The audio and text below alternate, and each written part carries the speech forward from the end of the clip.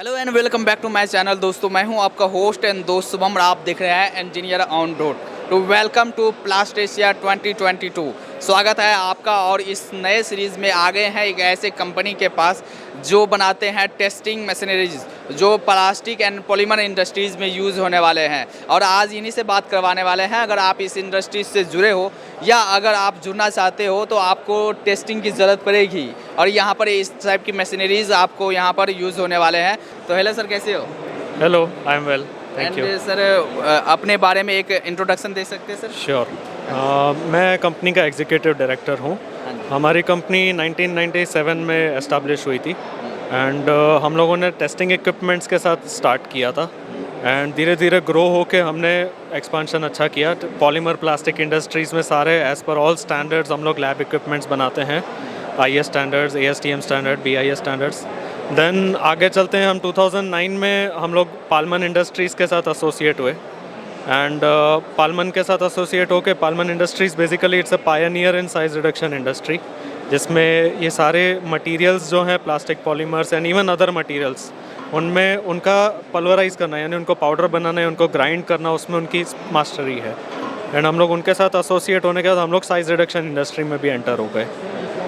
And हमारी company Ahmedabad में based है एंड टिल नाउ ऑलमोस्ट हम लोग यू कैन से कि ये पूरा मार्केट हम लोग कवर कर चुके हैं।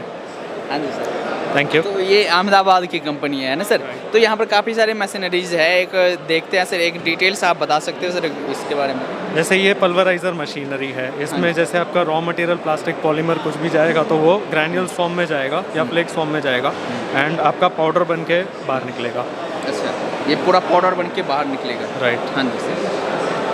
ये भी सेम पल्वराइजिंग मशीन है पर ये लैब एनालिसिस पर्पस के लिए। जैसे आप छोटी सी मशीन देख रहे हैं, जैसे ये पूरा एनालिसिस पर्पस के लिए कि आपका पाउडर की क्या प्रॉपर्टीज़ रहेंगी, क्या उसका कैरेक्टरिस्टिक्स रहेगा, तो आप एनालिसिस ले सकते हैं। अच्छा, उसका पूरा आप टेस्टिंग कर सकते हैं, एनालिसिस कर सकते हैं और उसके अकॉर्डिंग जो भी वर्क करना है उस पर कर सकते हैं।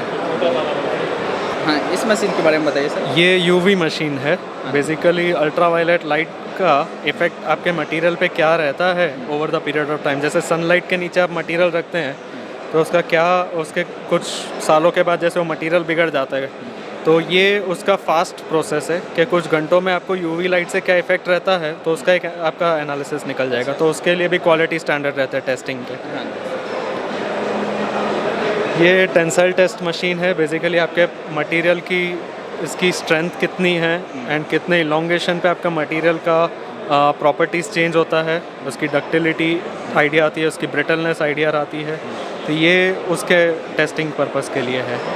इसके भी स्टैंडर्ड्स प्री डिफाइंड है कि किस स्टैंडर्ड के बेस पे आपका क्या आउटकम आना चाहिए फॉर अ पर्टिकुलर मटेरियल। ये भी सेम टेंसाइल टेस्टिंग मशीन है, खाली ग्रिप का डिफरेंस है।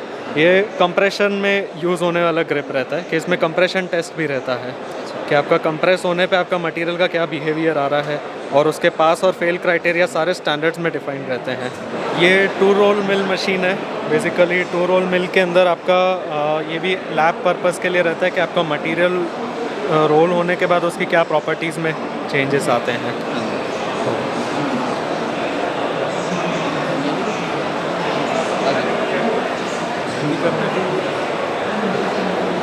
इम्पैक्ट इंडिकेटर, ये V नॉच, ये 4P इम्पैक्ट टेस्ट रहता है। इसमें V नॉच करके आपके सैंपल को फिक्स करके उस इम्पैक्ट दिया जाता है एंड उससे आपका मटेरियल पे क्या इफ़ेक्ट आता है ये उसका पर्पस के लिए है, आइडिया लगाने के लिए। ये इम्पैक्ट टेस्टिंग मशीन इम्पैक्ट जैसा ही है।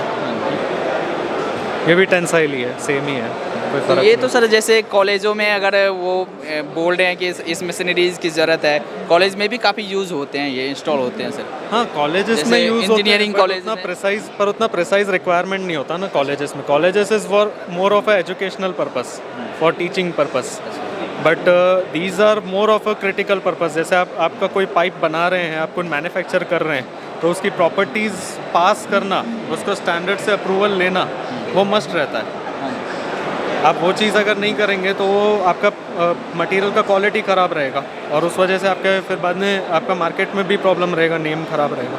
तो ये इंडस्ट्री में इसका क्रिटिकलिटी ज़्यादा है इसका। This is for industrial purpose. For industrial purpose. तो ये तो सारे आपने टेस्टिंग की मशीन आप बनाते हो। हाँ जी, तो सर कैसे आप ये बिज़नेस कैसे करते हैं? बेसिकली इंडस्ट्री में जो भी रिक्वायरमेंट्स रहती है, जैसे फॉर एग्जांपल अभी कोई पाइप बनाता है तो उसको पाइप का जब रिसाइकलिंग करना होता है तो उसका जो स्क्रैप रहता है, उसका पाइप कोई फेल हुआ है तो उसके स्क्रैप को उसको पाउडर बना के उसको रिसाइकल करके रीयूज़ करने का पर्पस रहता है साइज रिडक्शन। और क्वालिटी टेस्टिंग का जो है उसमें आपका पाइप बन गया एंड प्रोडक्ट, तो उसकी कितनी प्रॉपर्टीज़ या रॉ मटेरियल की क्या प्रॉपर्टीज़ है, आपका रॉ मटेरियल जिससे आप पाइप बना रहे हो उसकी क्वालिटी भी अप टू द मार्क है या नहीं, तो उसके लैब इक्विपमेंट टेस्ट हो गए। क्योंकि जब तक आप टेस्टिंग नहीं करोगे तो आप क्लेम कैसे कर पाओगे कि हमारे प्रोडक्ट ऐसा है, इस तरह का है? बेसिकली इसमें टेस्टिंग के लिए जैसे स्टैंडर्ड्स जो मैंने बताया, स्टैंडर्ड्स आर प्री डिफाइंड, उनमें पैरामीटर्स आर फिक्स्ड जो भी रिसर्चेस होती हैं, एंड एवरी ईयर स्टैंडर्ड्स में भी अपग्रेडेशंस आते रहते हैं, तो वो स्टैंडर्ड्स को अचीव करना वो मशीन में सक्सेसफुल रहता है, दैट इज़ बीइंग अचीव। तो सर अगर किसी को इस मशीन्स की ज़रूरत है तो वो आपसे कैसे कांटेक्ट कर सकते हैं? आप हमारी वेबसाइट पे जा सकते हैं www.deepakpolyplast.in, एंड पैरेलली अभी प्लास्ट एशिया का एग्जीबिशन है तो you can directly visit us at our stall as well. हाँ जी, और आप अपना कार्ड शो कर सकते हैं सर? श्योर। ओके, तो ये रहा सारा कॉन्टैक्ट एंड सारा डिटेल्स, वेबसाइट पर आप जा सकते हो, वहाँ पर काफ़ी विस्तार में आपको जानकारी मिल जाएगी। और अगर आपको इस मशीन्स की ज़रूरत है तो आप डायरेक्टली कांटेक्ट कर सकते हैं और यहाँ पर आपकी सारी काउंसलिंग हो जाएगी और उसके अकॉर्डिंग आपको मशीनरीज यहाँ पर मिल जाएगी, है ना सर? और कुछ लास्ट वर्ड जो आप अपने प्रोडक्ट के बारे में, अपने कंपनी के बारे में दर्शकों को बोलना चाहेंगे सर? बस हम लोग एक ग्रोइंग कंपनी है एंड एवरी ईयर हम लोग यही ट्राई कर रहे हैं कि हमारे जितने भी वैल्यूएबल क्लाइंट्स हैं उनके लिए और फर्दर वैल्यू एडिशन क्या कर सकते हैं। जैसे आप हमारा क्रेडो भी देख सकते हैं, तो हमारा credo is basically based on value creation, कि हम लोग हमारे क्लाइंट्स के लिए जो रिक्वायरमेंट्स हो और कैसे फुलफ़िल कर सकते हैं बेहतर तरीके से।